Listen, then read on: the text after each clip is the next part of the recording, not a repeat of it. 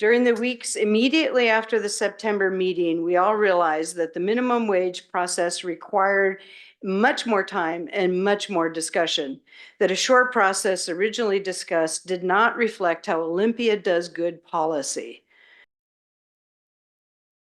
As with the mayor's announcement a couple of weeks ago, I thought it would be appropriate for me as chair to make a statement.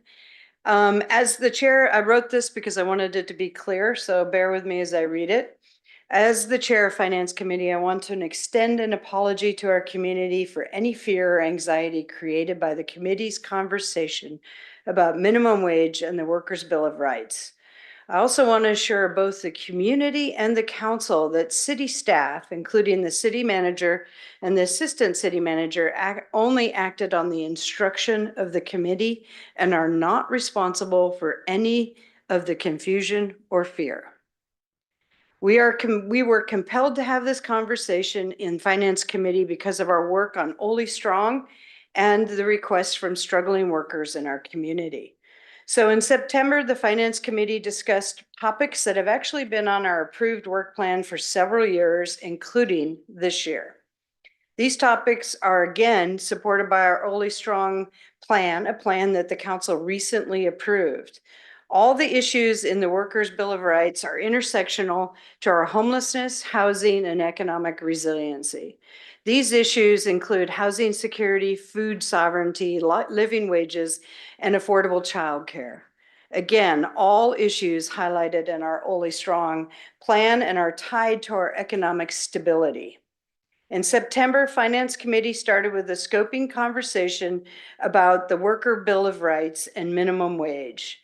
The discussion included a review of the MIT scale of livability and University of Washington's self-sufficiency standard. Both of these suggest a minimum wage for Olympia somewhere between $17 to $24 an hour. At that time, we did not discuss a specific amount that might be considered for Olympia should we seek to increase a minimum wage. The committee decided that separating minimum wage process from the rest of the Worker Bill of Rights was one of the actions. During this meeting, we also discussed a possible timeline for both the minimum wage and the Worker Bill of Rights.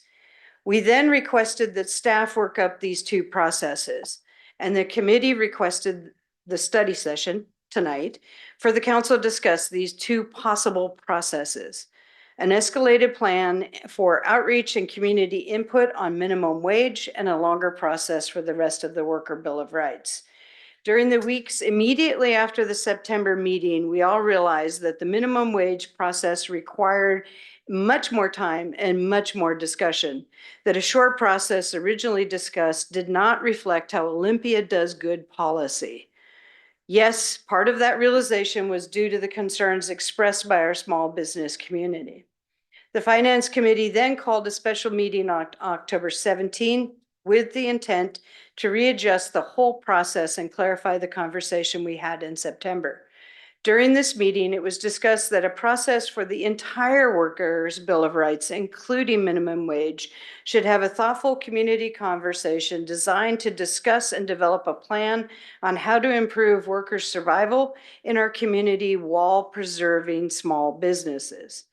The committee asked again the staff to bring a preliminary plan forward, understanding that next year there's a lot of work to be done on our budget and that we're conscious of the staff time. We wanted to have in this plan to include those who might be involved in the conversation. What does sustainable minimum wage for Olympia look like?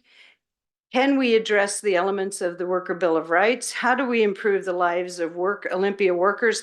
And how do we ensure preservation of small businesses while we do this work?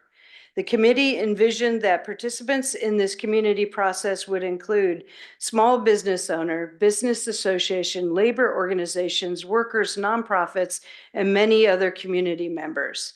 The committee also recommended that the Finance Committee continue oversight of this work with adequate council check-ins for continued input.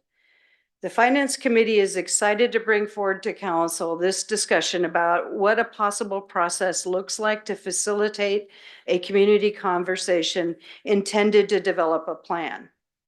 We also believe for the last few weeks that all conversations and moments of public sharing have created a unique opportunity in our community.